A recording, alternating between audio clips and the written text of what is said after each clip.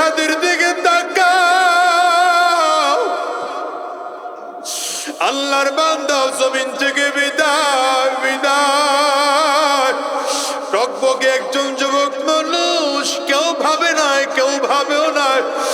তারও তো স্বপ্ন ছিল আমি ঢাকায় এমপি হব, আমি দেশের জন্য কাজ করব, মানবতার কল্যাণে কাজ করব। আল্লাহর বান্দারও তো স্বপ্ন ছিল সুন্দর একটা দেশ গড়ব, দুর্নীতি মুক্ত দেশ গড়ব, কিন্তু পিশাচের দলেরা তারা বাঁচতে দিল না। এমন একটা দিন আসবে আমি আজাদি ও জমিন থেকে বিদায় হয়ে যাব, মাইকে এলান হয়ে যাবে আজাদি আর জমিনের না। আরে দুনিয়ার যুবক, একটা বারের জন্য সব মিলাও, এই দুনিয়া কিছুই না রে ভাই। বাজার কোন দুনিয়ার জন্য পাগল হয়ে গেল? এই দুনিয়া তোমার না, এই দুনিয়া তোমার আপন না রে বাবা। এই জমিন থেকে একদিন বিদায় লাগবে রে যুবক। কোন দুনিয়ার জন্য পাগল হয়ে গেছে বলো? এবার দেখো তো, আজরাইল যখন তোমার আমার জানটা কবজ করে নিয়ে গেল, তোমার দুনিয়ায় কোনো দাম না। দামি বিছানার থেকে টেনে টেনে নামাইয়া ফ্লোরে চাটাই বিছায় তোমার শোয়াইয়া দেওয়া হলো। আহারে সব থেকে পুরাতন চাদর দিয়ে তোমাকে আমাকে ডেকে দেওয়া হলো। সন্তান এসে ডাকবে, বাবা বাবা বলে ডাকবে, ডাকের সাড়া দেওয়ার সুযোগ না। দেখো একদল লোক চলে যায় বাজার থেকে কাফনের কাপড় কিনে আনার জন্য, একদল লোক চলে যায় কবর খনন করার জন্য, আর একদল লোক চলে যায় বাজার থেকে বাঁশ কাটার জন্য, একদল লোক চলে যায় বড়ই পাতা দিয়ে গরম পানি করার জন্য। আরে বাগানের কিনারায় দরাদরি করে নিয়া সুন্দর করে গোসলটা করাইয়া বাজার তিনটা কাপড় দিয়ে প্যাকেট বানায় পালাইলো।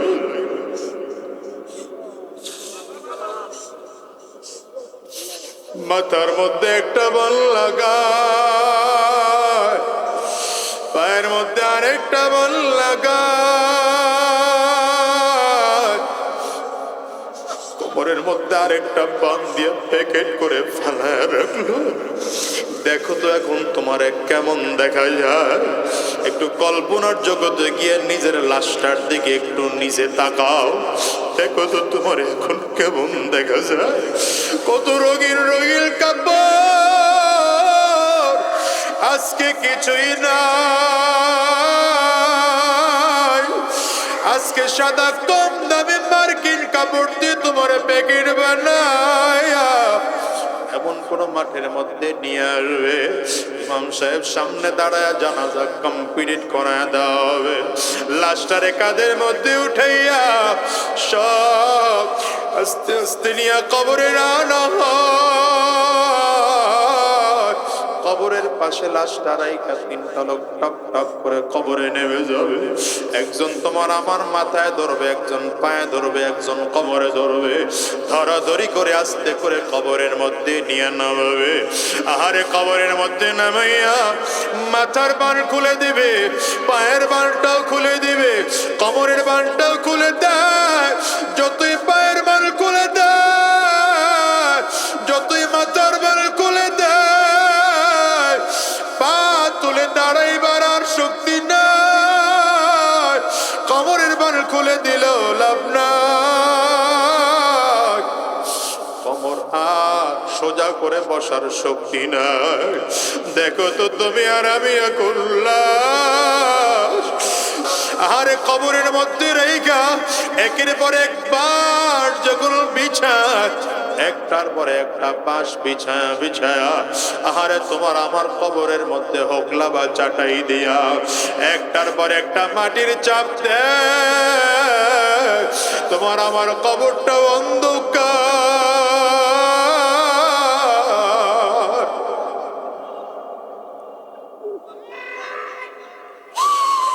সবাই ঘরে গিয়া বাতি জ্বালাবে, আর আমার কবরে কেউ বাতি দিবে না। ওরে এ দুনিয়ার যুবক বলো কোন দুনিয়ার জন্য পাগল? আজকের এই ময়দান থেকে ওয়াদা করে বের হও, না না আর শয়তানি রাস্তায় চলবো না, আর আরাম রাস্তায় চলবো না, উলামায়ে কেরামদের বিরোধিতা করব না, কোরআন সুন্নাহর বিপরীত জীবন চালাবো না।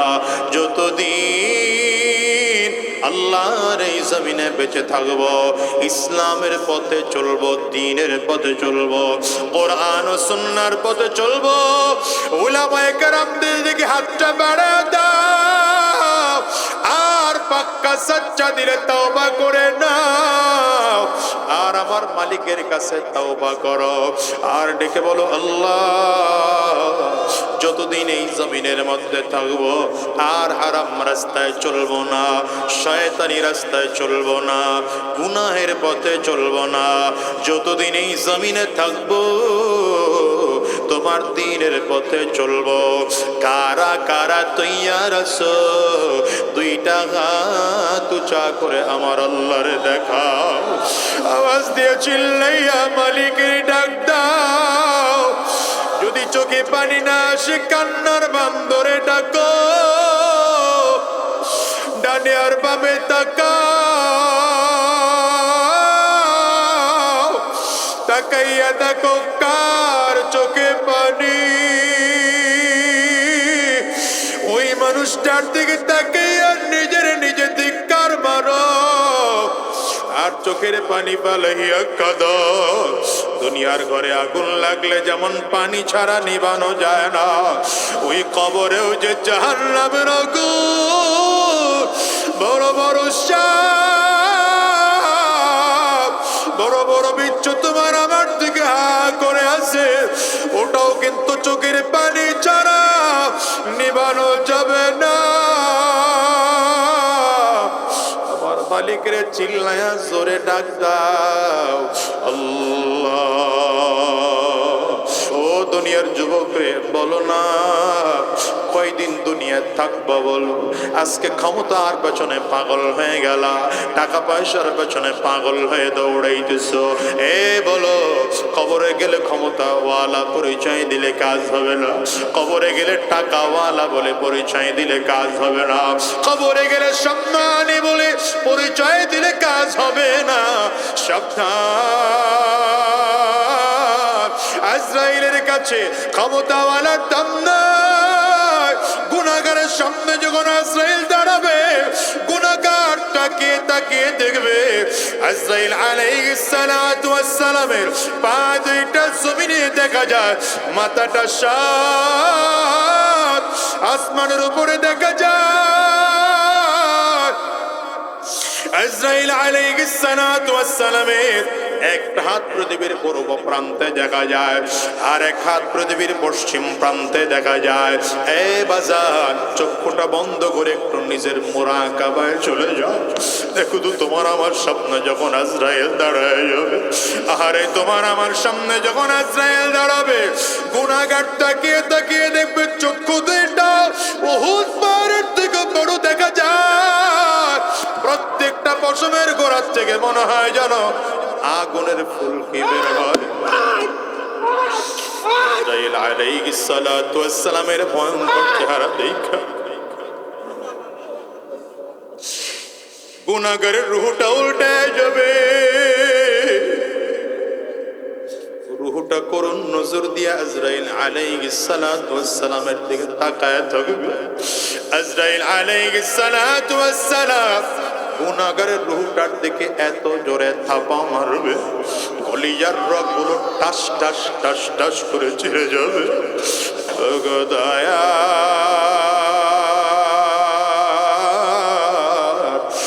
মাওলা রে,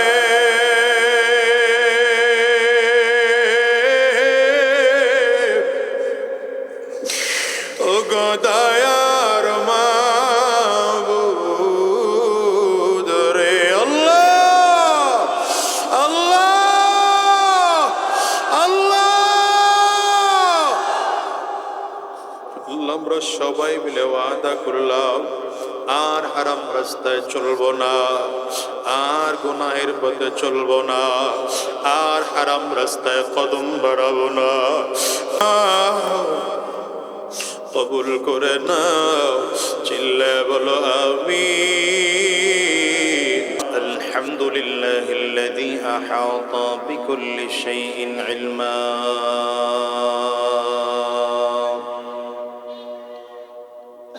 وقضى بما يريد حكمة وحكما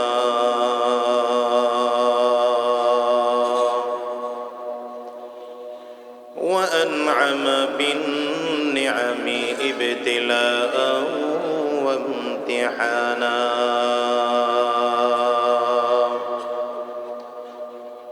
ونشهد أن لا إله إلا الله وحده لا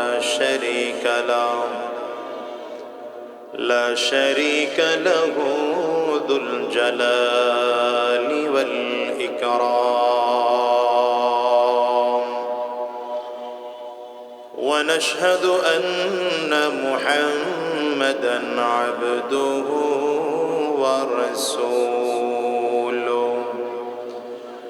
ورسوله سيد وأفضل الأنام اللهم صل على محمد وعلى آله وصحبه وسلم تسليما كثيرا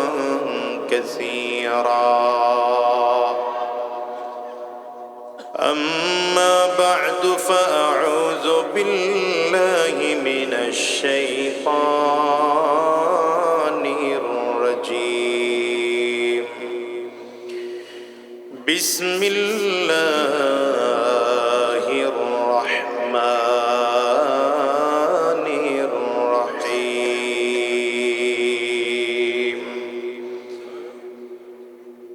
قل هل يستوي الذين يعلمون والذين لا يعلمون وقال رسول الله صلى الله عليه وسلم ألا إن خير الخيار خيار العلماء صدق الله العظيم وصدق رسوله النبي الكريم ونحن على ذلك من الشاهدين والشاكرين والحمد لله رب العالمين سبحانك لا علم لنا إلا ما علمتنا إنك أنت العليم الحكيم رب اشرح لي صدري ويسر لي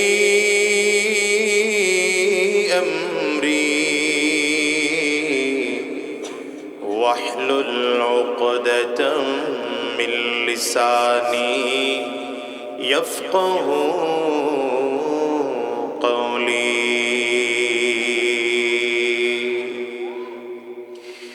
يا من يجيب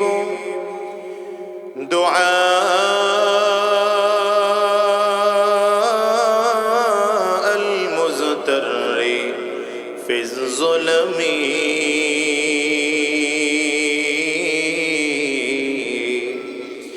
يا كاشف الضر والبلوى مع السقم قد نام وفدك حول البيت وانتبهوا وآت يا حي يا قيوم لم تنمي أدعوك ربي حزينا هائما قلقا فارحم بكائي بحق البيت والحرم فارحم بكائي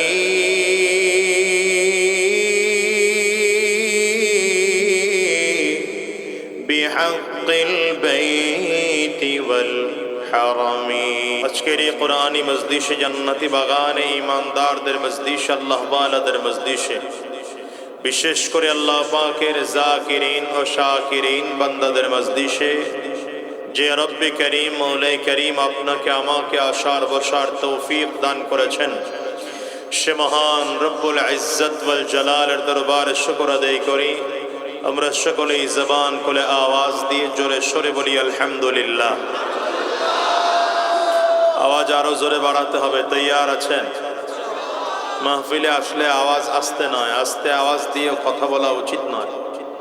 মাহফিলে আসার পরে কিছু মানুষ মুখ বন্ধ করে রাখে। মুখ বন্ধ করে রাখার মধ্যে তো কোনো ফায়দা নাই। এটা জান্নাতের বাগান, আর জান্নাতি বাগানে আসলে ফল সংগ্রহ করতে হয়। জান্নাতি বাগানে ফল কি? এই জিকিরগুলো, সুবহানাল্লাহ, আলহামদুলিল্লাহ, আল্লাহু আকবার, এগুলো। এজন্য এই জায়গাগুলো যখন আসবে মুখ বন্ধ করে নেয়, বরঞ্চ আওয়াজকে সম্পূর্ণ উঁচু করে জবান খুলে ইনশাআল্লাহ আমরা এগুলো বলবো। পারবো তো ইনশাআল্লাহ? সকলে জবান খুলে আরেকবার আওয়াজ দিয়ে ইমানে আওয়াজকে উঁচু করে চিৎকার করে জোরে বলুন আলহামদুলিল্লাহ।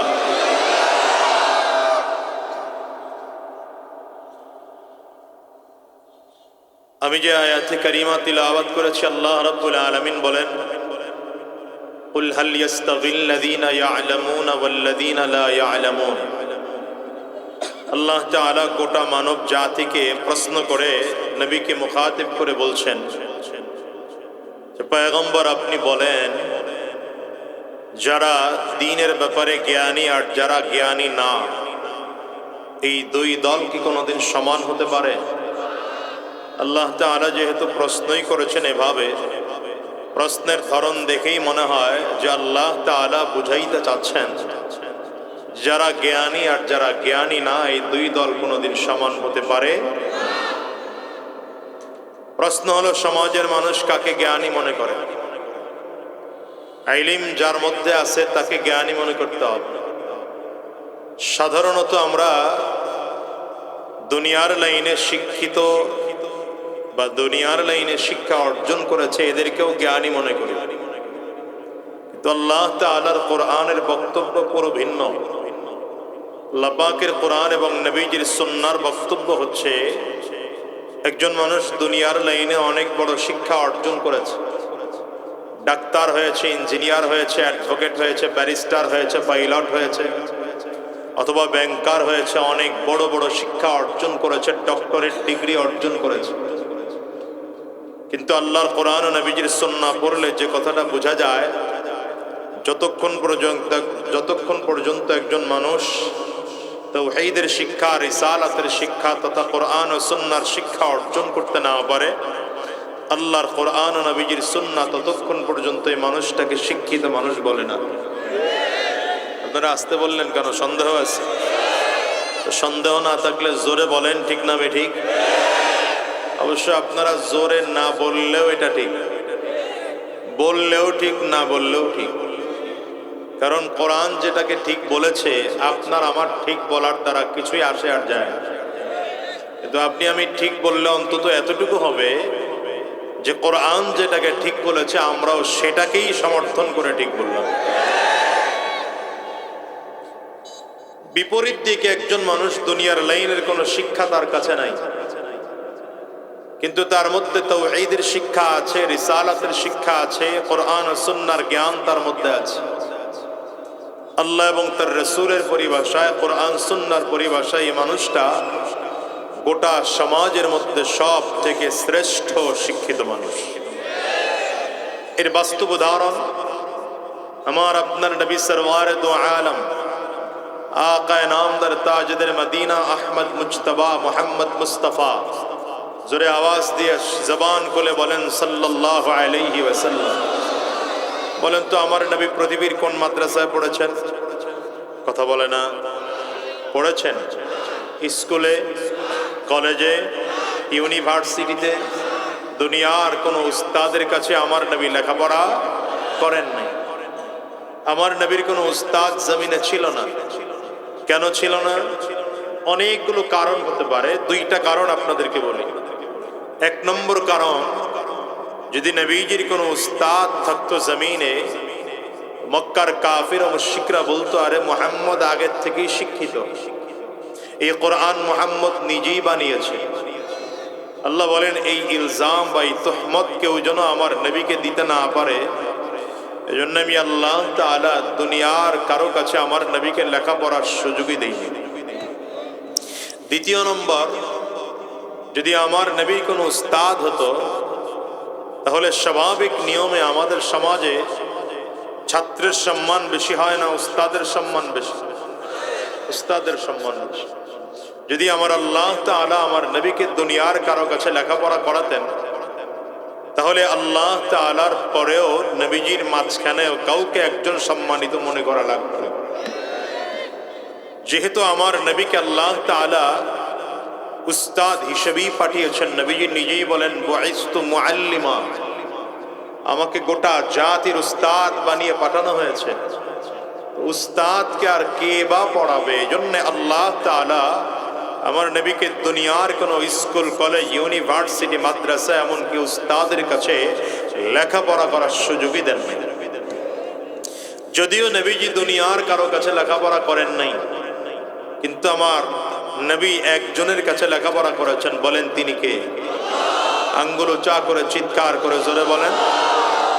রাসূলুল্লাহ সাল্লাল্লাহু আলাইহি ওয়াসাল্লাম নিজেই বলেন আল্লামানি রাব্বি ফাআহসানা তা'লিমি, আমি দুনিয়ার কারো কাছে যদিও লেখাপড়া করি নাই, কিন্তু আমাকে যতটুকু লেখাপড়া শেখানোর আমার আল্লাহ তাআলা আমাকে শিখিয়েছেন। এজন্য আমি নবীর শিক্ষা গোটা পৃথিবীর মধ্যে সব থেকে শ্রেষ্ঠ এবং উত্তম শিক্ষা। ঠিক না? এবার আপনাদের কাছে প্রশ্ন করি, বুঝে শুনে উত্তর দিবেন। আমার নবী দুনিয়ার কোনো মাদ্রাসায়, দুনিয়ার কোনো বিদ্যালয়ে, দুনিয়ার কোনো কলেজে, দুনিয়ার কোনো ইউনিভার্সিটিতে, এমনকি দুনিয়ার কোনো উস্তাদের কাছে লেখাপড়া করেন নাই।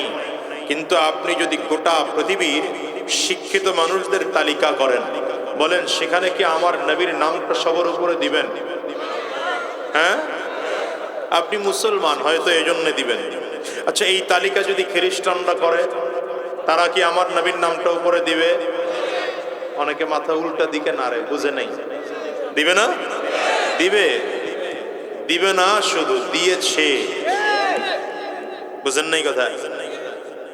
অক্সফোর্ড ইউনিভার্সিটি, যেটা খ্রিস্টানদের দ্বারা পরিচালিত, এই অক্সফোর্ড ইউনিভার্সিটিতে গোটা পৃথিবীর 100 মনীষীর তালিকা করা হয়েছে। আশ্চর্যের ব্যাপার হলো এই খ্রিস্টানরাও সেখানে আমার আপনার নবী সরওয়ারে দু আলম জনাবে মুহাম্মদুর রাসূলুল্লাহ সাল্লাল্লাহু আলাইহি ওয়াসাল্লামের নামটা সবার উপরে দিয়েছে।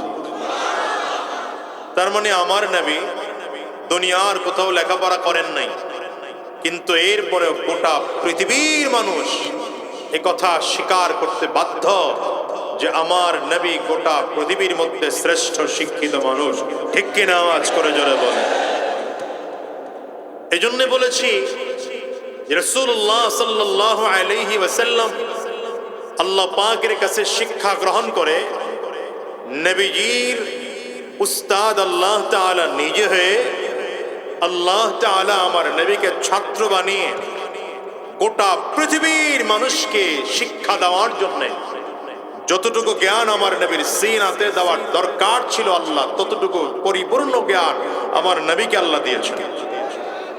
দিয়ে আমার নবীজিকে গোটা জাতির উস্তাদ বানিয়ে পাঠালেন।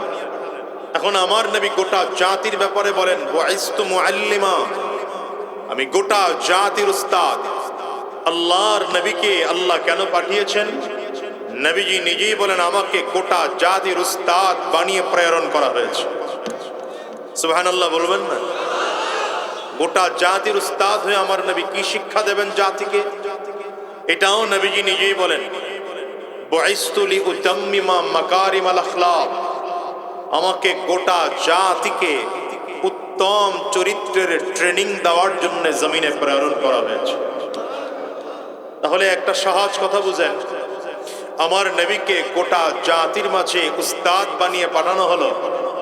নবীজি গোটা জাতিকে কি শিক্ষা দিবেন? বুঝে না কথা?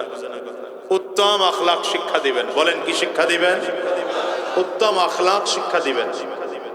খুব ভালো করে বুঝেন, চরিত্রই হলো একটা জাতির বেসিক। যেই জাতির আখলাক নাই, যেই জাতির চরিত্র নাই, সেই জাতি হাজার কৌশল অবলম্বন করলেও উন্নতি হতে পারে না, উন্নতি করতে পারে না।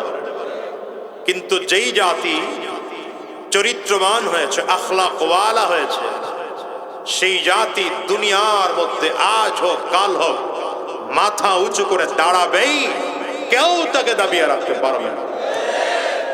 এর বাস্তব উদাহরণ আমি দিতে পারি। বাংলাদেশ স্বাধীন হলো 54 বছর হয়ে গেল, কথা বলেন না? এই 54 বছরে আমরা মোটেও আগাতে পারি নাই, বরঞ্চ হিসাব করলে দিন দিন শুধু পিছিয়েই যাচ্ছে। আপনাদের কথায় আমি সন্তুষ্ট হতে পারি না। আওয়াজ দিয়ে জোরে বলেন ঠিক না বেটি? আমার কথা ভুল হইলে পরে বয়ানের শেষে বললেন যে হুজুর আপনার কথা ভুল হইছে। আর ওলামায়ে কেরাম তো আসেনি, ভুল হলে ধরায় দিবেন। 54 বছর পর্যন্ত আমরা এই দেশটাকে যতবার এগিয়ে নিতে চেয়েছি আমরা, কেউ আগায় নিতে পারি নাই, বরঞ্চ পিছায় এনেছে। কি ঠিক না বেটি বলেন?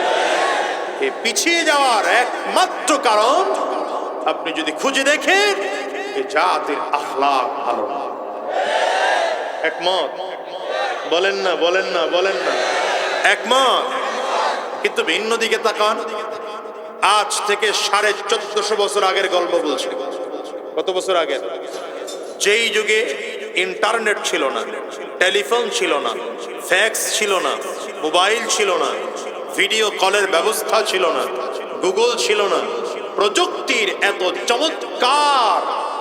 এত চমৎকার স্বাদ ছিল না। এখন তো গোটা পৃথিবী প্রযুক্তির কারণে মনে হয় যেন 1 মিনিটের ব্যাপার হয়ে গেছে। ঠিক না বেঠিক বলেন? এই যে ইনকিলাব মঞ্চের মুখপাত্র শরীফ ওসমান হাদি বাংলাদেশের এক উজ্জ্বল নক্ষত্র হয়ে থাকবে চিরজীবন। বাংলাদেশ যতদিন থাকবে ওসমান হাদিকে ততদিন প্রাণ ভরে স্মরণ করবে। স্বচ্ছ রাজনীতির এক অন্যতম উদাহরণ ছিল শরীফ ওসমান হাদি। শহীদ হয়েছেন, ইন্তেকাল করেছেন। আমরা দোয়া করি আল্লাহ তাআলা তাকে শাহাদাতের মর্যাদা দান করুন। তোমার মতো যুবক আগামীর বাংলায় ইসলাম জিন্দা করার জন্য, এই বাংলাদেশকে দুর্নীতি মুক্ত করার জন্য, বাংলাদেশের জুলুম মুক্ত করার জন্য হয়তো হাসানাত আব্দুল্লাহ হবে, নয়তো সার্জিস হবে, অথবা আবু সাঈদ হয়ে শহীদ হয়ে যাবে। ঠিক কিনা বলো?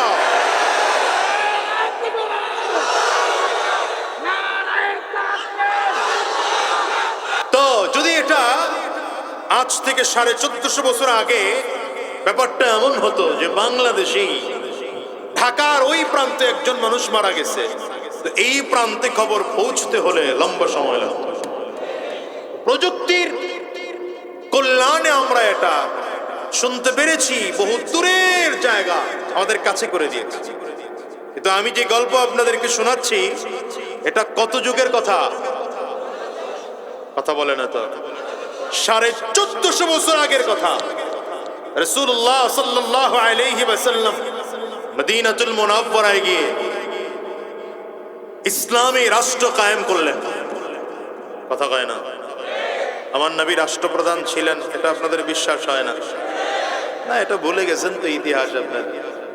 আমাদের দেশের কিছু ভাষা বিকৃত করে দেওয়া হয়েছে, যেমন খলিফাতুল মুসলিমিন।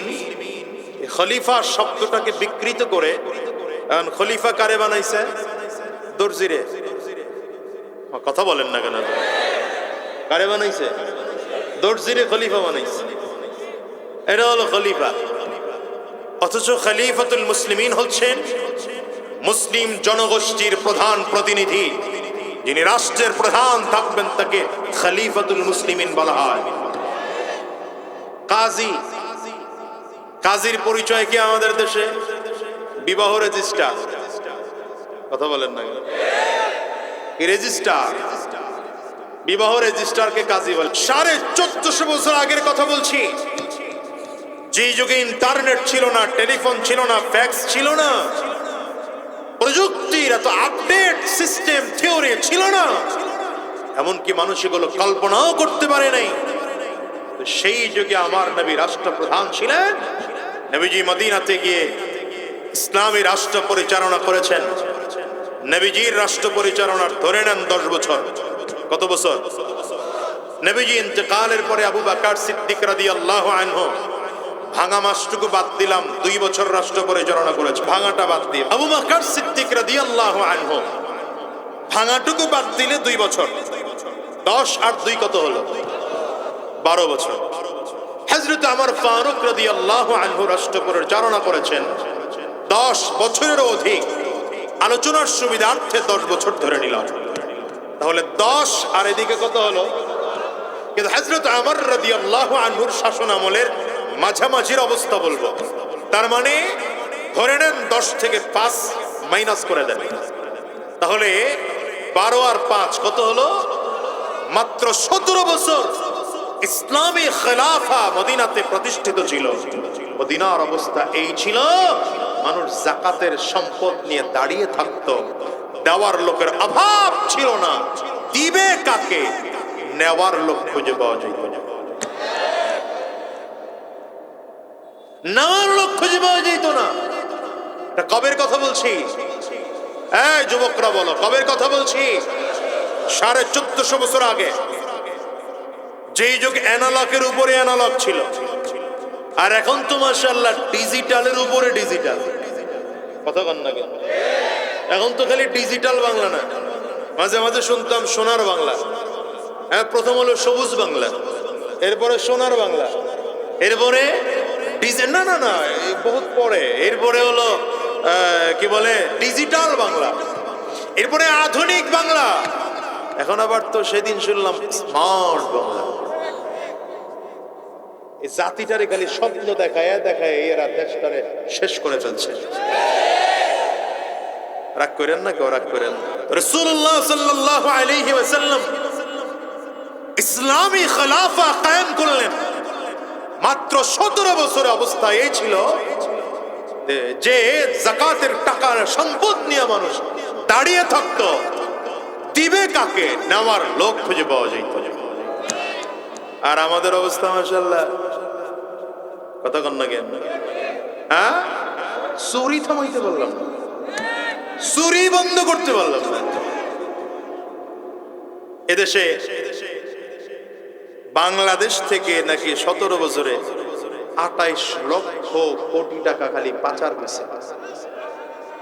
সুবহানাল্লাহ বলবেন, আর কি বলবেন? আর তো কিছু নাই বলার মতো এই জাতি। আল্লাহ দেশটাকে হেফাজত করো, জোরে বলেন আমিন। এজন্য বলি শান্তি চাও, ইসলামের পতাকা তলে আসো, ঠিক কিনা বলো? রাসূল নামে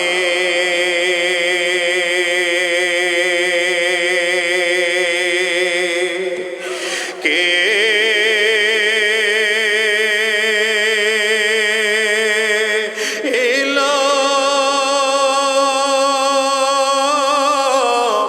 মদিনা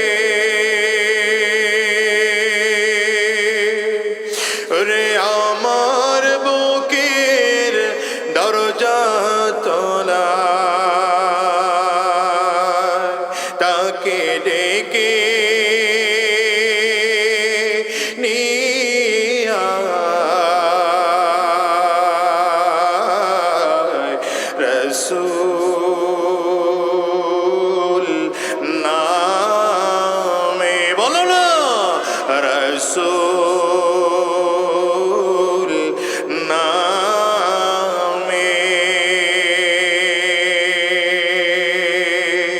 কে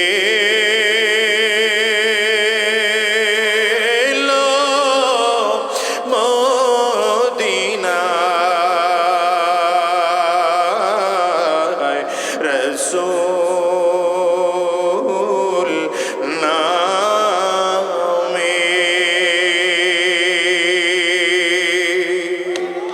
হ্যাঁ মুসলমান, 1450 বছর আগের কথা তোমাকে শোনাচ্ছি।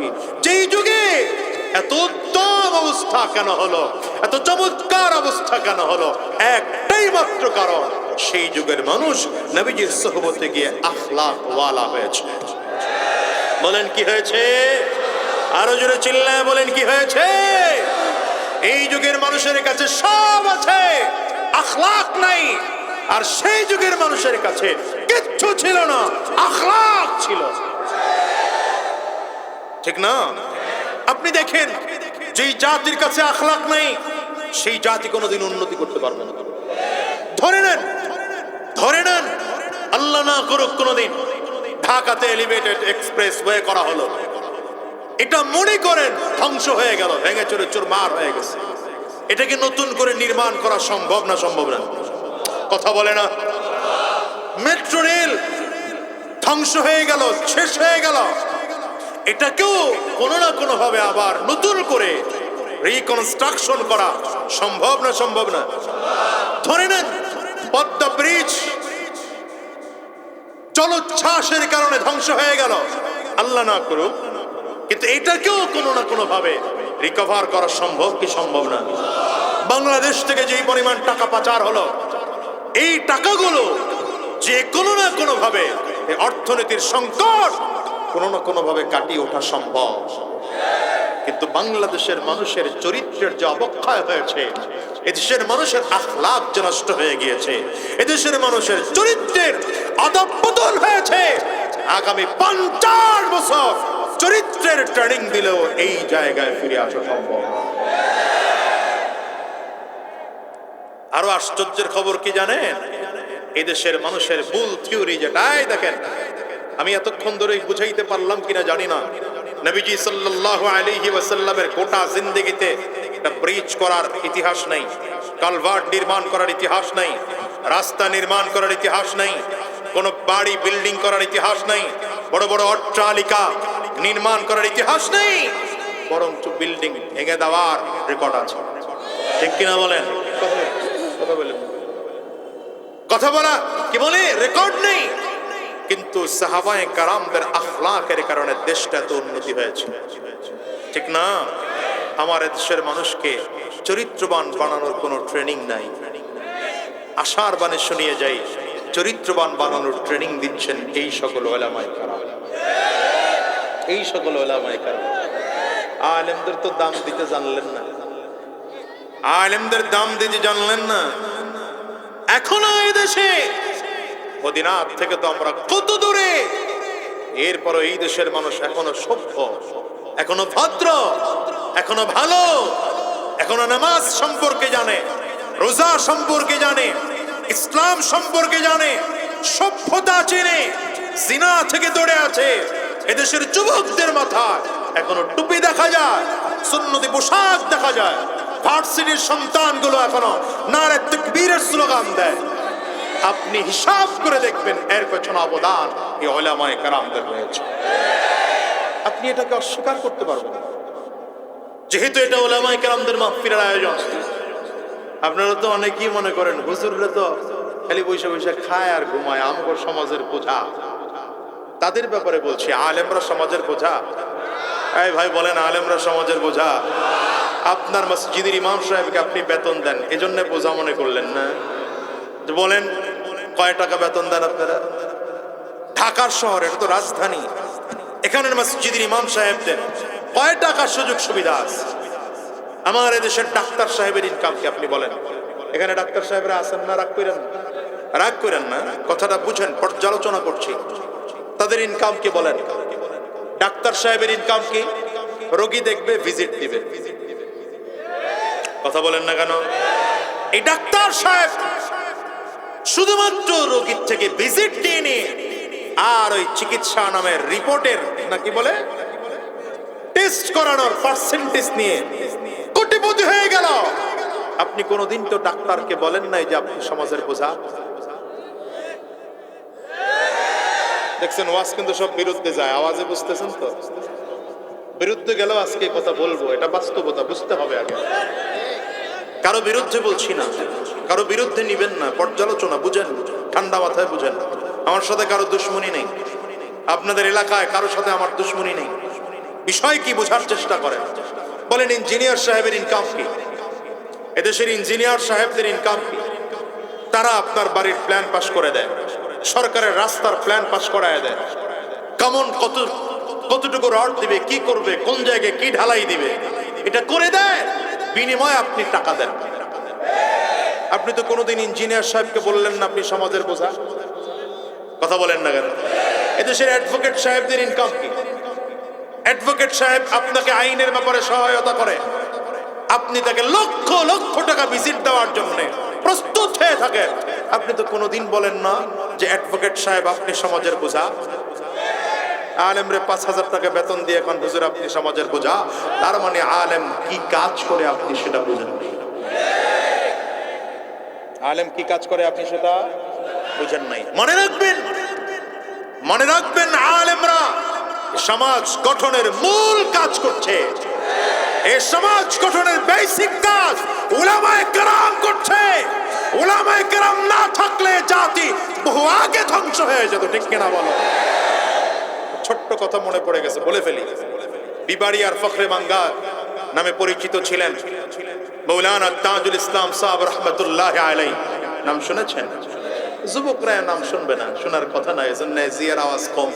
যুবকরা নায়ক নায়িকার নাম ভালো করে মুখস্থ জানে। আমি যদি আমার এদেশের যুবকদেরকে বলি 10 জন নায়কের নাম বলো, 18 জনের নাম বলে বলবো হুজুর আরো বলবো, কি কথা কন না কেন? যদি বলি পাকিস্তানের খেলোয়াড়ের নাম বলো তো বলা শুরু করবে। কোনটা আগে বিয়ে করছে, বিয়ার আগে সন্তান কয়টা হইছে, পরে কয়টা হইছে, সব বলতে পারবে। কার বউ কয়টা, বাড়ি কোন জায়গায়, সব মুখস্থ।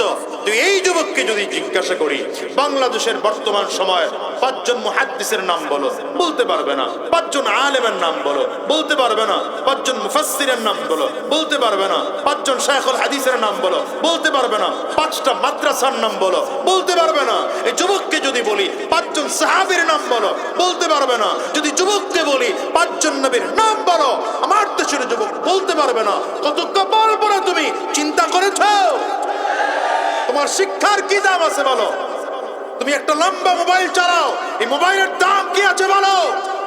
তোমার মোবাইলটা তো গুনাহ, তোমার মোবাইল দিয়ে গুনাহ কামাই করতেছ। তুমি মোবাইলে সার্চ দিতে পারো না? একজন নবীর জীবনী লিখে সার্চ দিতে পারো না? তুমি একজন সাহাবীর জীবনী লিখে সার্চ দিতে পারো না? তুমি সার্চ দাও নায়ক আর নায়িকার নাম লেখা। ঈদ আসলে সার্চ দাও কোন পোশাকটা ট্রেন্ডিং এ আছে। হ্যাঁ, ঠিক কয় না তো এরা, ওই একজনের কাছে কি? এই যুবক বলো কবে তোমার বিবেক খুলবে? বলো তোমার চোখ কবে খুলবে? যে ঘুমায় তাকে জাগ্রত করা যায়, আর যে মানুষটা জেগে জেগে ঘুমের ভান ধরে তাকে জাগানো যায় না। এই জাতির অবস্থা এমন হয়েছে, জেগে জেগে চোখটা পাতা বন্ধ করে ঘুমের ভান ধরে। জাতির কেমন করে ভালো করবে? জাতিকে কেমন করে ভালো করবে? ফখরে বাঙ্গাল মৌলানা তাজুল ইসলাম সাহেব রহমতুল্লাহ আলাইহি নাম শুনছেন তো? না শুনলে আজকে নতুন করে শুনে রাখেন। যারা শুনছে তারা চেহারা দেখলেই বোঝা যায় কারা শোনার লোক, আর যারা শুনে না এরা চোখ বন্ধ করে বয়ে রয়েছে, মুখ বন্ধ করে বসে আছে, দেখলেই বোঝা যায়। ফখরে বাঙ্গাল বিবাড়িয়ার রেল স্টেশনে একবার আসছেন কোন এক প্রোগ্রামে যাওয়ার জন্য। ট্রেনের মধ্যে উঠলেন, উঠতে একটু দেরি হয়েছে, ট্রেন ছাড়তেছে, ওই অবস্থায় দৌড়ায় গিয়ে উঠছে। তো দেখবেন সমাজে হুজুরের মোটামুটি যদি কোনো ভুল পায় তাহলে তুলোধুনো করে ফেলে। উঠছে পরে পাকিস্তানি আর্মি মিলিটারিরা বলে হুজুররা এইটা, হুজুররা সেইটা, হুজুররা সমস্যা, হুজুররা বাধা, এক এক বলতে বলতে মানে কান ভারী। লম্বা সময় ধরে এরা বলতেছে, হুজুর লম্বা সময় কথাবার্তা শুনে হঠাৎ করে ডেকে বলো, ভাই আসলে হুজুররা হলো এইটা। এটা কিন্তু ভালো জিনিস না। এটা যদি সমাজে আপনি দেখান, পিঠের চামড়া নিয়ে বাড়ি ফেরার সুযোগ কিন্তু আপনার নাই। কথা বলে না ফখরে বাঙ্গাল যখন এটা দেখাইছে, পাকিস্তানি মিলিটারিরা আরো বেশি খেতে গেছে। আরে মৌলবী তো বুঝেই না কোন জায়গায় কি দেখাইতে। ফখরে বাঙ্গাল বলে, ভাই আসলে বুঝাইতে চাইলাম হুজুররা হলো এইটা। প্রথমবার দেখাইছে তো একটা, এখন তো দুইটা দেখাইলে মানে এক একজন রাগে টইটম্বু ফেটে যাচ্ছে মনে হয়। যেন একজন দাঁড়ায় বলে, আচ্ছা দেখি না মৌলবী কি বুঝাইতে চায়, হুজুর কি বুঝাইতে চান বলেন। ফখরে বাঙ্গাল ডেকে বলেন, শোনো, 5টা আঙ্গুল নিয়ে একটা হাত হয়, হাতের 5 আঙ্গুলের মধ্যে এটারে কি বলে, কেন্না আঙ্গুল, কনিষ্ঠা নাকি? এই আঙ্গুল যদি না থাকে, বাকি 4টা থাকে, তাইলে কোনো কায়দায় হাতের কাজ চালানো, কথা কয় না, যায় না, মোটামুটি চালানো যায়। অথবা এই আঙ্গুলটারে কি বলে, যা বলে না, অনামিকা। এই আঙ্গুলটাও যদি না থাকে, বাকি 4টা থাকে, তাইলেও মোটামুটি কোনো কায়দায় চলে। এরপরের এই আঙ্গুল তর্জনী, মধ্যমা, এটা যদি না থাকে, বাকি 4টা থাকে, তাইলেও হাতের কাজ মোটামুটি চলে। অথবা শাহাদাত আঙ্গুল নাকি, এটা এই আঙ্গুল যদি না থাকে, তর্জনী, হ্যাঁ, না থাকলে বাকি 4টা আছে, তাইলেও হাতের কাজ মোটামুটি চলে। বুড়া মেয়া যদি না থাকে, দেখেন না, এটা একটু বাস করে দিয়ে রাখেন না, হাতের কাজ সোজা কাট আছে মুস, কথা কয় না, পারবেন ভাত নিতে, না পারবেন তরকারি নিতে, না পারবেন চামচ ধরতে। আলেমদের কথা না শুনে আবার সামনের দিকে আগাবেন, আবার খাদের মধ্যে পড়বে, কোনো উপায় থাকবে না। বলো ঠিক কিনা? তো ফখরে বাঙ্গাল বলে, দেখো 4টা আঙ্গুলের কোনো একটা যদি না থাকে চলবে না, একটা না থাকলে হাতের কাজ বন্ধ। ফখরে বাঙ্গাল বলেন, ঠিক তেমন এই দেশে যদি ডাক্তার না থাকে, দেশ মোটামুটি চলবে, ক্ষতিগ্রস্ত হবে কিন্তু দেশ চলবে। যদি ইঞ্জিনিয়ার না থাকে, তাহলে মোটামুটি চলবে। অ্যাডভোকেট না থাকে, তাইলেও মোটামুটি চলবে। ব্যারিস্টার না থাকে, তাইলেও মোটামুটি চলবে। পাইলট না থাকে, তাইলেও মোটামুটি চলবে। কিন্তু আমার দেশের মধ্যে যদি আলেম না থাকে, নবীর ওয়ারিস না থাকে, নায়েবে নবী যদি না থাকে, কোরআন ওয়ারা যদি না থাকে, আমার দেশ চলবে না, চলতে পারে না। তুই হাত তুলে বলো ঠিক কিনা? এই জন্য আপনাদের কাছে অনুরোধ, আলেমদেরকে ছোট করে দেখবেন না, আলেমদেরকে ছোট করে দেখবেন না। মসজিদের ইমাম বলে ছোট মনে করবেন না। আপনি জানেন উলামায়ে কেরাম যেই পরিমাণ লেখাপড়া করে, আপনি তো মনে করতেছেন আমাকে ইমাম সাহেব আর কি, কিন্তু তিনি যদি জেনারেল লাইনে সেম লেখাপড়া করতেন, তাহলে তিনি প্রত্যেকজন বিসিএস ক্যাডার থাকতেন, প্রত্যেকজন আলেম বিসিএস ক্যাডার থাকতেন। আর বিসিএস ক্যাডার মানে ফার্স্ট জয়েনিং এ হলো ম্যাজিস্ট্রেট। কথা বলেন না কেন? স্টার্টিং বেতন হতো 40,000, 50,000, উপরের বেতন তো আরো উপরে। অথচ আমার দেশের আলেমদের মসজিদের ইমাম 20,000 টাকা দিলে, বাবা রে বাবা, মনে হয় যেন গোটা দুনিয়াটা দিয়ে লেগেছে। হ্যাঁ, কথা কন না গে, জোরে বলেন না, জোরে বলেন না গে। আল্লাহ আমাদের বুঝার তৌফিক দান করুন। আরো জোরে আওয়াজ দিয়ে চিল্লায় জবান খুলে বলেন আমিন। কুল হাল ইয়াস্তাবিল্লাযীনা ইয়া'লামুন, কুল হাল ইয়াস্তাবিল্লাযীনা ইয়া'লামুনা ওয়াল্লাযীনা লা ইয়া'লামুন।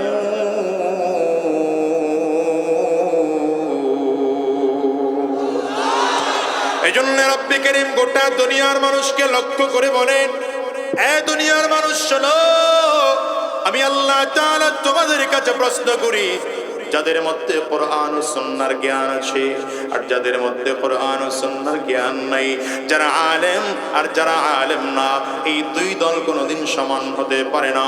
মনে রাখবেন, আমার এই সমাজের মধ্যে এখনো চরিত্রবান মানুষ খুঁজে পাওয়া যায়, এখনো আখলাকওয়ালা মানুষ খুঁজে পাওয়া যায়, এখনো নামাজি মানুষ খুঁজে পাওয়া যায়, এখনো দিনদার মানুষ খুঁজে পাওয়া যায়, এখনো হাজারো সরকারি চাকরিজীবী আছে যারা সুদ খায় না, হাজারো সরকারি চাকরিজীবী আছে সুদের সাথে লিপ্ত না, হাজারো সরকারি চাকরিজীবী আছে সরকারের সম্পদগুলো লুণ্ঠন করে না।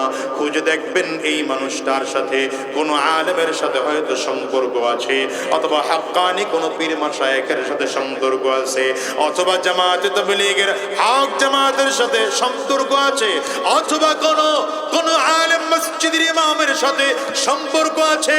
সমাজের মানুষ যদি আলেমদেরকে একবার কলিজা থেকে মেনে নিত, এই সমাজটা বহু আগেই ভালো হয়ে যেত। জন্য রাসূলুল্লাহ সাল্লাল্লাহু আলাইহি ওয়াসাল্লাম বলেন, ইন্নাল উলামা ওয়ারাসাতুল আম্বিয়া। আমার পরে আমি নবী যখন জমিনের মধ্যে থাকবো না, নবীজি ঘোষণা করে দিয়ে গেলেন, আমার উলামায়ে কেরাম হলো আমি নবীর ওয়ারিস। উলামায়ে কেরাম নবীজির উত্তরসূরি। এরা কেমন করে উত্তরসূরি হলো? পয়গম্বর নিজে বলেন, ওয়া ইন্নাহুম লাম ইউওয়ারিসুনা দিনারাম ওয়ালা দিরহামা ইন্নাহুম ইউওয়ারিসুল ইলমা। নবী বলেন, উলামায়ে কেরাম যে নবীজির ওয়ারিস কেমনে হলো? বলে, এরা আমার সম্পদের মায়ায় সম্পদের ভাগ পাইয়া ওয়ারিস হয় নাই, আমার টাকা পয়সার ভাগ পাইয়া উত্তরসূরি হয় নাই। আমি নবীজি কোরআন ও সুন্নাহর ইলম জমিনে রেখে গিয়েছি।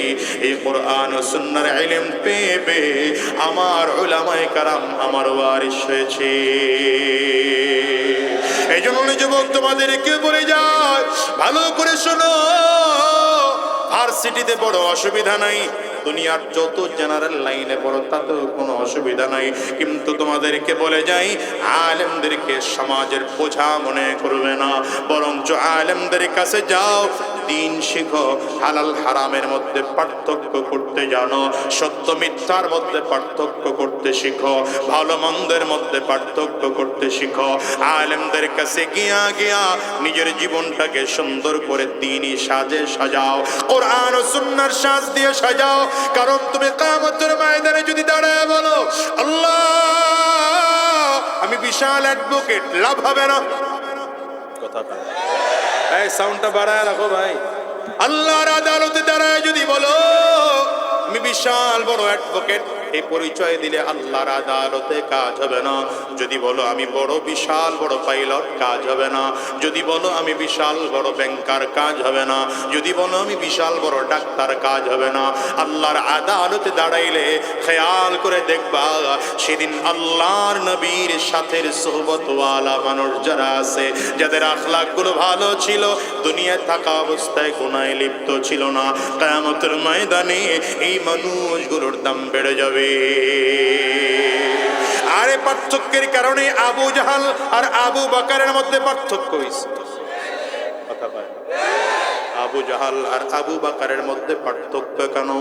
আবু জাহাল দুনিয়ার মধ্যে কম জ্ঞানী ছিল না, অনেক জ্ঞানী ছিল, কিন্তু কোন জ্ঞান তার মধ্যে ছিল? কেমন করে আরেকজনের সম্পদ নিজের বানাতে হবে, এই জ্ঞান তার মধ্যে ভালো ছিল। কেমন করে সম্পদ গুচ্ছ করতে হবে, কেমন করে আমানতের খেয়ানত করা লাগবে, আরেকজনের প্রতি জুলুম কেমনে করবে, এই সব জ্ঞান আবু জাহালের মধ্যে ছিল। কিন্তু যেই জ্ঞান দিয়া আল্লাহ চেনা যায়, নবী চেনা যায়, রাসূল চেনা যায়, এই কোরআন চেনা যায়, নবীজির সুন্নাহ চেনা যায়, যে জ্ঞান দিয়ে জান্নাতের পথে চলা যায়, যে জ্ঞান দিয়ে দ্বীনের পথে চলা যায়, এই জ্ঞান আবু জাহালের মধ্যে ছিল না। কিন্তু আবু বকর সমাজের এমন একজন মানুষ,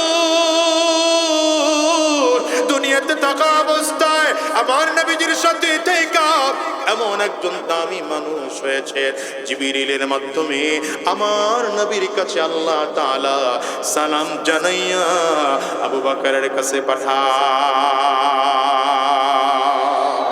আল্লাহু আকবার, চিল্লায়ে জোরে বলো।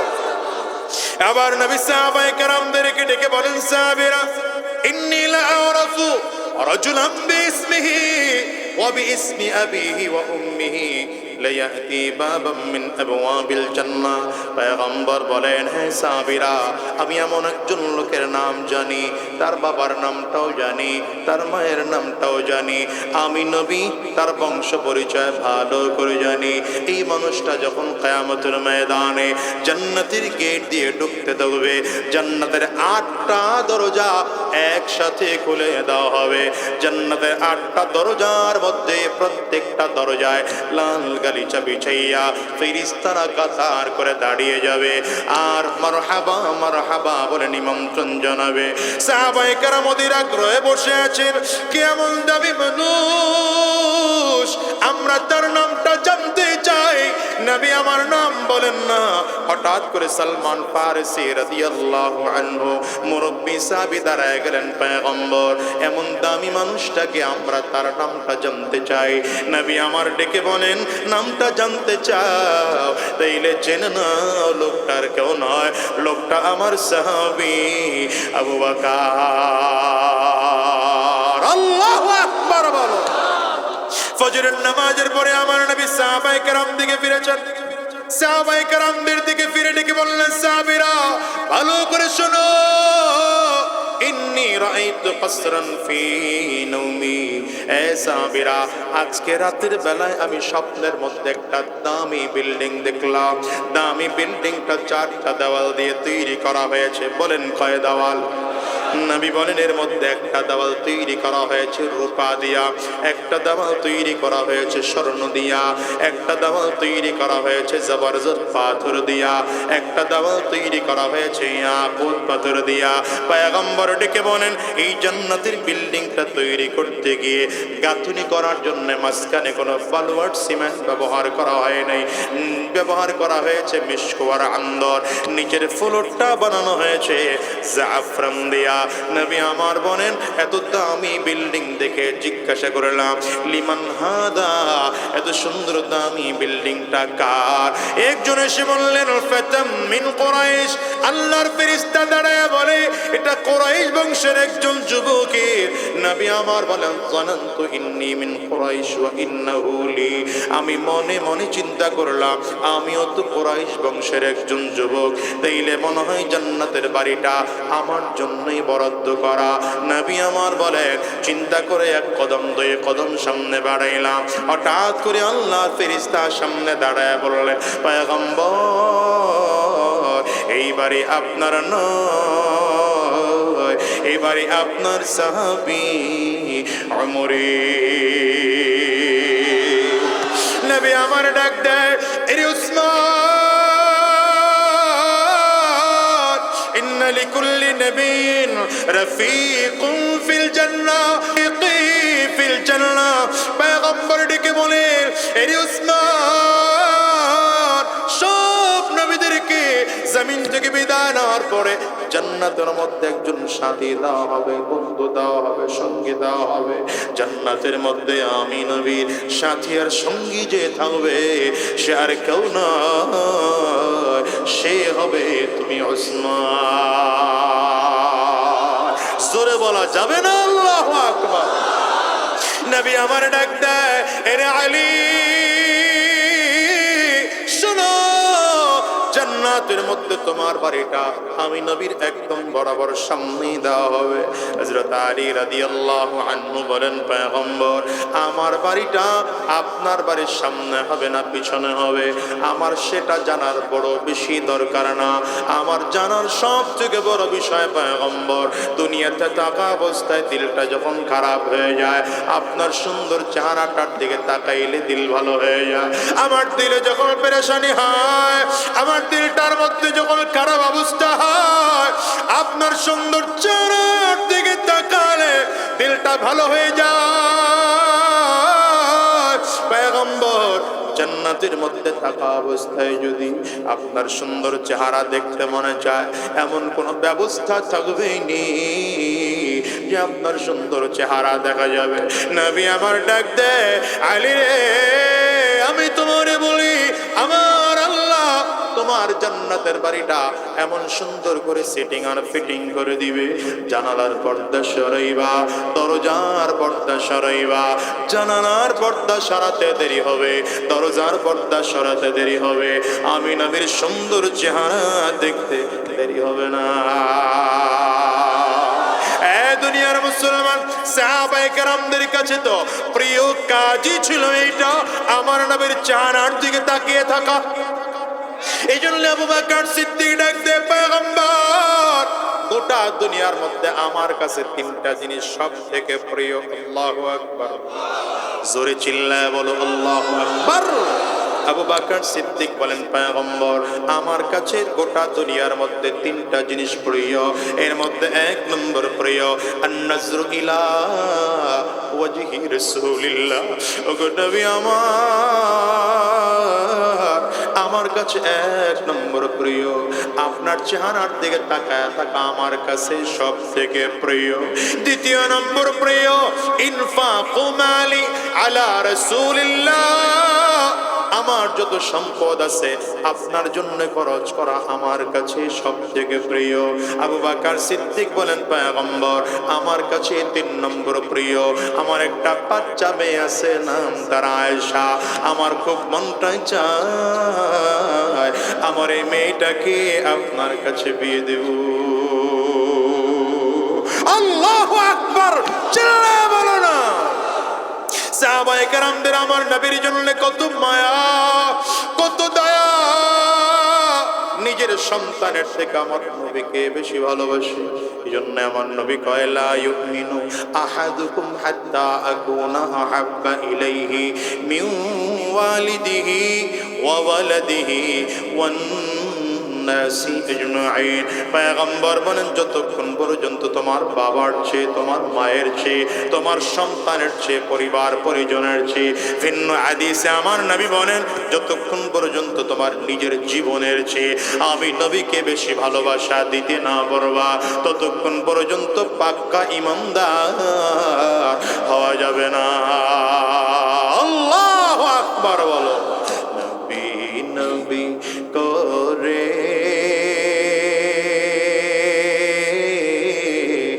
আর কত কাল আমি কাঁদব, বলো না। নবী নবী করে আর কত কাল আমি কাঁদব, আপন নয়নে কবে জানি, আপন নয়নে কবে জানি প্রিয় নবীকে আমি দেখব। নবী নবী করে আর কত কাল আমি কাঁদব। কষ্ট হয় এই কান্দনে কবে জানি হবে সমাধি,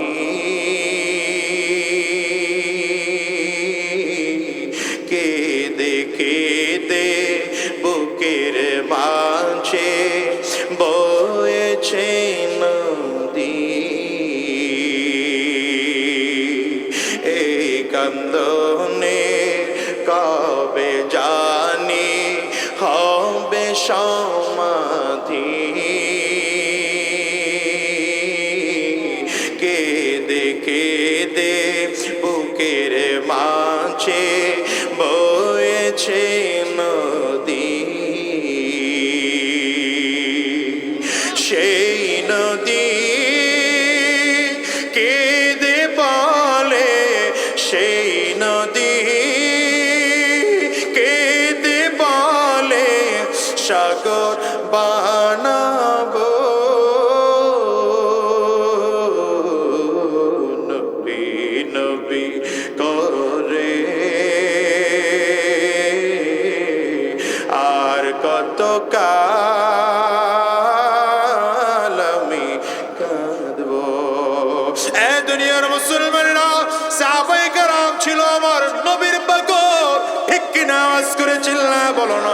তাহলে হুজুর আর নবী পাবো না, আর সাহাবী পাবো না, আর তাবেঈন পাবো না, তবে তাবেঈন পাবো না, আইম্মা মুজতাহিদিন পাবো না, উলামায়ে মুতাকাদ্দিমিন আর পাবো না, উলামায়ে মুতাআখিরিন আর খুঁজে পাবো না। কিন্তু এই যুগে উলামায়ে কেরাম পাইলাম। তো উলামায়ে কেরামদের পথে পথে চলো, উলামায়ে কেরামদের দেখানো পথে চলো। নবী না পাইলো এই যুগে দামি মানুষ হওয়ার সুযোগ আছে। ঠিক কিনা বলো? হ্যাঁ।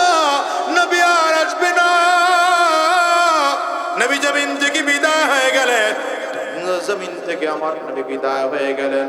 বিদায় হজের ভাষণে সোয়া লক্ষ সাহাবায়ে কেরামদের মাঝে দাঁড়িয়ে আরাফার ময়দানে আমার নবী সাহাবায়ে কেরামদের মাঝে দাঁড়িয়ে ঘোষণা দিচ্ছেন, আল-ইয়াউমা আকমালতু লাকুম দীনাকুম ওয়া আতমামতু আলাইকুম নি'মাতি ওয়া রাদিতু লাকুমুল ইসলাম দীনা। সোয়া লক্ষ সাহাবায়ে কেরামদের মাঝে দাঁড়িয়ে পয়গম্বর আল্লাহ পাকের আয়াত পড়ে ঘোষণা দিচ্ছেন, সাহাবীরা শুনে নাও, আজকে আমার আল্লাহ তাআলা দ্বীনটাকে কমপ্লিট করে ফেলেছেন। আজকের পরে ইসলামের মধ্যে, দ্বীনের মধ্যে বাড়বেও না, কমবেও না, সংযোজন হবে না, বিয়োজন হবে না। আল্লাহ তাআলা দ্বীনকে আমার নবীর মাধ্যমে কমপ্লিট করার ঘোষণা দিয়ে দিলেন।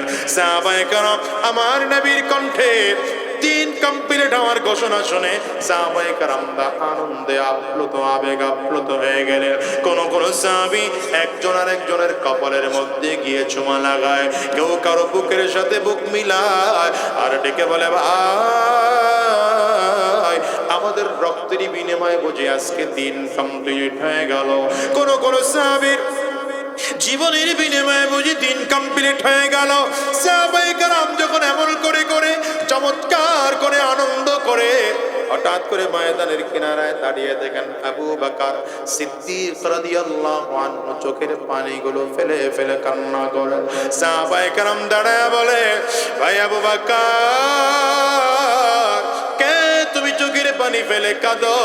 সাহাবায়ে কেরামদের দিকে তাকিয়ে আবু বকর সিদ্দিক বলেন, ওগো নবীর সাহাবীরা, জানো না নবীজি কি বলেছেন?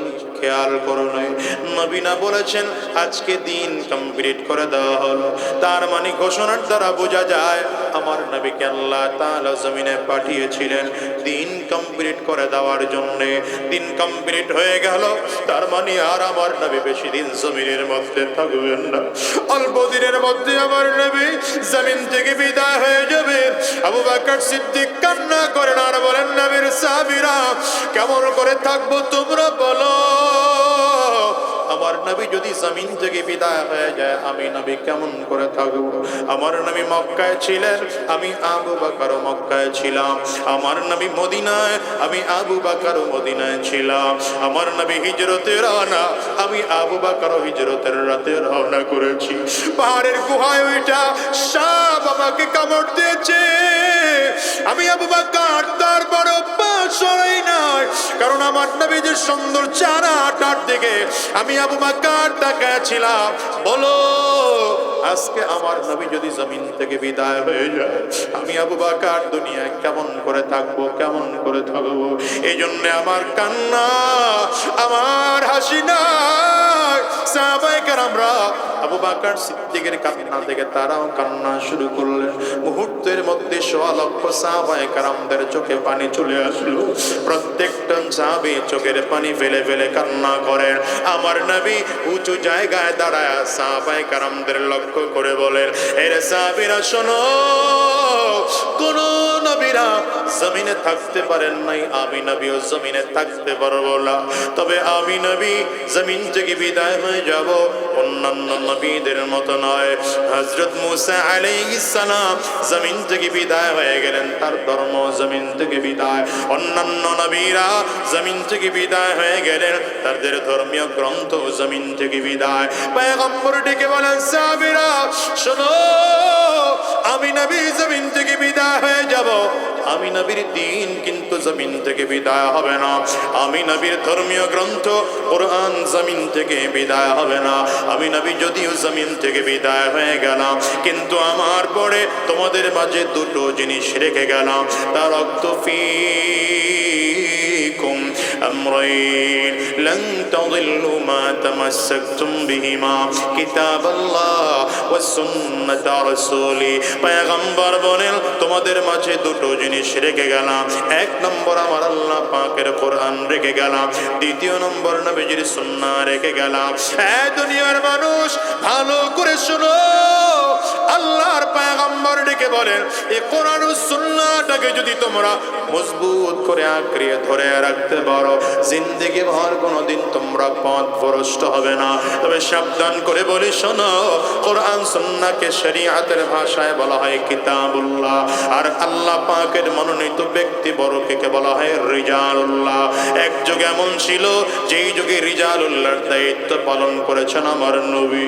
নবী জমিন থেকে বিদায় তো রিজালুল্লাহর দায়িত্ব পালন করেছেন সাহাবায়ে কারাম। কোরআন সুন্নাহ কিন্তু পরিবর্তন হয় নাই।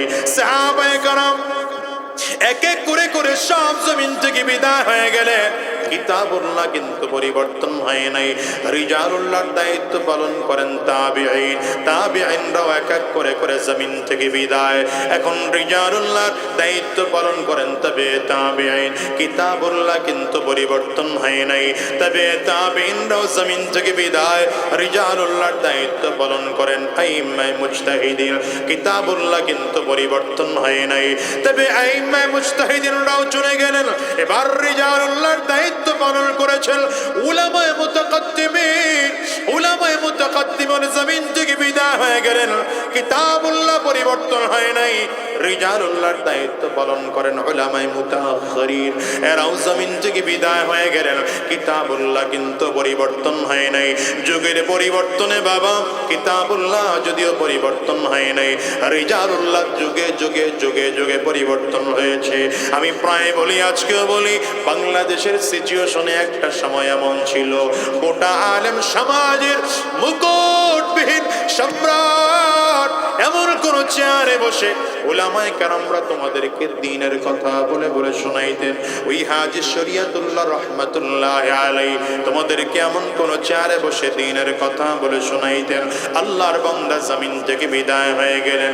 এমন একটা যুগ ছিল কারি ইব্রাহিম সাহেব রাহমাতুল্লাহি আলাইহি তোমাদেরকে দ্বীনের কথা বলে বলে শোনাইতেন। আল্লাহর বান্দাও জমিন থেকে বিদায় হয়ে গেল। এমন একটা সময় ছিল সদর সাহেব হুজুর রাহমাতুল্লাহি আলাইহি দ্বীনের কথা বলে বলে তোমাদেরকে শোনাইতেন। আল্লাহর বান্দাও জমিন থেকে বিদায় হয়ে গেলেন। এমন একটা সময় ছিল শাইখুল হাদিস আল্লামা আজিজুল হক রাহমাতুল্লাহি আলাইহি তোমাদেরকে দ্বীনের কথা বলে বলে শোনাইতেন। আল্লাহর বান্দাও জমিন থেকে বিদায় হয়ে গেল। এমন একটা যুগ ছিল যেই যুগে মুহাম্মদুল্লাহ হাফিজ হুজুর রাহমাতুল্লাহি আলাইহি এই দেশের মানুষকে দ্বীনের কথা বলে বলে শোনাইতেন। আল্লাহর বান্দাও জমিন থেকে বিদায়। এমন একটা সময় ছিল চরমনাইয়ের কালো মানিক সৈয়দ ফজলুল করিম রাহমাতুল্লাহি আলাইহি এদেশের মানুষকে দ্বীনের কথা বলে বলে শোনাইতেন। আল্লাহর বান্দা জমিন থেকে বিদায় হয়ে গেলেন। এমন একটা সময় ছিল এদেশের মানুষকে দ্বীনের কথাগুলো বলে বলে শোনাইতেন শাইখুল ইসলাম আল্লামা শাহ আহমদ শফি রাহমাতুল্লাহি আলাইহি। আল্লাহর বান্দা জমিন থেকে বিদায় হয়ে গেলেন। এমন একটা সময় ছিল এদেশের মানুষকে দ্বীনের কথাগুলো বলে বলে শোনাইতেন আল্লামা জুনাইদ বাবু নগরী রাহমাতুল্লাহি আলাইহি। আল্লাহর বান্দা জমিন থেকে বিদায় হয়ে গেল। এমন একটা সময় ছিল উলামায়ে কেরামরা জমিনে ছিল, আজ এরা জমিনে নাই। আমি তো প্রায় বলি বাবা এই চেয়ারে তো আমরা বসার যোগ্যতা রাখি না। কেন বসেছি জানো? বলে কাব্বারানি মাউতুন কুবারা, বড়রা জমিন থেকে বিদায় হয়ে গিয়েছে, তোমরা অযোগ্যরা এসে চেয়ারের মধ্যে বসেছি। এমন একটা দিন আসবে আমি আজাদিও জমিন থেকে বিদায় হয়ে যাব। মাইকে এলান হয়ে যাবে আজাদি আর জমিনের না। এমন একটা দিন আসবে জমিনে এলান হয়ে যাবে কুয়াকাটার মাওলানা হাফিজুর রহমান সিদ্দিকার জমিনে নাই। এমন একটা দিন আসবে রে বাজার এই সকল উলামায়ে কেরামরা জমিন থেকে বিদায় হয়ে যাবে। এমন একদিন আসবে সেই দিন এলান হয়ে যাবে মাওলানা খালিদ সাইফুল্লাহ আইয়ুবী জমিন থেকে বিদায়। এমন একটা দিন তো আসবে যেই দিন এলান হয়ে যাবে শাইখুল হাদিস ইবনে শাইখুল হাদিস আল্লামা মামুনুল হক জমিন থেকে বিদায়। এমন একটা দিন আসবে গো বাবা এলান হয়ে যাবে শাইখুল হাদিস মুফতি সৈয়দ ফয়জুল করিম জমিন থেকে বিদায়। এমন একদিন এলান বয়ান হয়ে যাবে মুফতি সৈয়দ রেজাউল করিম চরমনাই। পীর সাহেব চরমনাই জমিন থেকে বিদায়। এমন করে করে করে করে উলামায়ে কেরাম একদিন সমাজ থেকে চলে যাবে। এ বাবা, সেই দিন আলেম পাইবা না।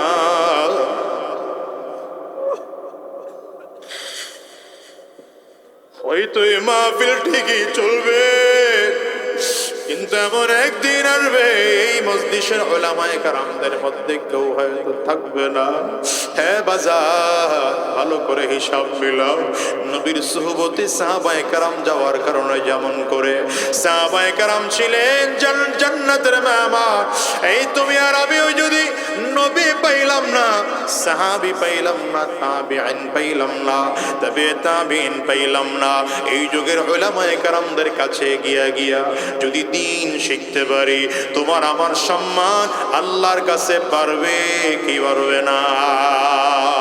এ যুবক, তাকে দেখো, আবু বকর সিদ্দিক ছিলেন জন্মসূত্রে জাহান্নামের আসামি, ওমর ফারুক ছিলেন জন্মসূত্রে জাহান্নামের আসামি, কিন্তু নবীজির হাতে হাত দিয়ে কালিমা পড়ে মুসলমান হইয়া কোরআন ও সুন্নাহ অনুযায়ী যখন নিজের জীবনটাকে সাজাইলেন, আজকে আবু বকর সিদ্দিকের এত দাম।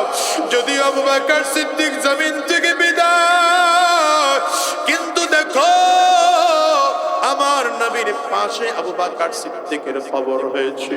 আমার নবীর রওজার জায়গা আবু বকর সিদ্দিকের কবরেরও সমপরিমাণ দাম হয়ে গেল। এ বাবা, বলো তো আমার নবীর রওজার সমতুল্য দাম গোটা পৃথিবীর কোথাও আছে নাকি? জোরে বলো। গোটা দুনিয়াটাকে যদি তুমি শতবার হাজার বার বিক্রি করো, আমার নবীর রওজার সমতুল্য সমান হবে না। দেখো তো এমন দামি জায়গায় আবু বকর সিদ্দিকের দাফন হয়েছে, এমন দামি জায়গায় ওমর ফারুক রাদিয়াল্লাহু আনহুর কবর হয়েছে। ওরে ভাই, দেখো তো সাহাবায়ে কেরামদের কপাল কত ভালো। দুনিয়াতে ওই সময়ে আবু জাহাল, আবু লাহাব, উতবা, শায়বা নামে কত দুনিয়ার ক্ষমতাওয়ালা মানুষ ছিল, দেখো তো তাদের অস্তিত্ব খুঁজে পাওয়া যায় না। কবর কোথায় খুঁজে পাইবা না, কোথায় দাফন দেওয়া হয়েছে কেউ জানে না, লাশ কোথায় তাও মানুষ জানে না, অস্তিত্ব পর্যন্ত গোটা দুনিয়ায় নেই। কিন্তু একটা বারের জন্য তাকাও, আমার নবীর রওজায় সালাম দিতে গেলে আবু বকরকেও সালাম দিতে হয়, আমার নবীর সালাম দিতে গেলে আমার ফারুকরে সালাম দিতে হয়। সর্বোপরি আমার নবীর রওজার কত দাম! গোটা পৃথিবীর থেকে লক্ষ লক্ষ মানুষ আমার নবীর রওজা জিয়ারত করার জন্য পাগল করা হয়ে দৌড়ায়।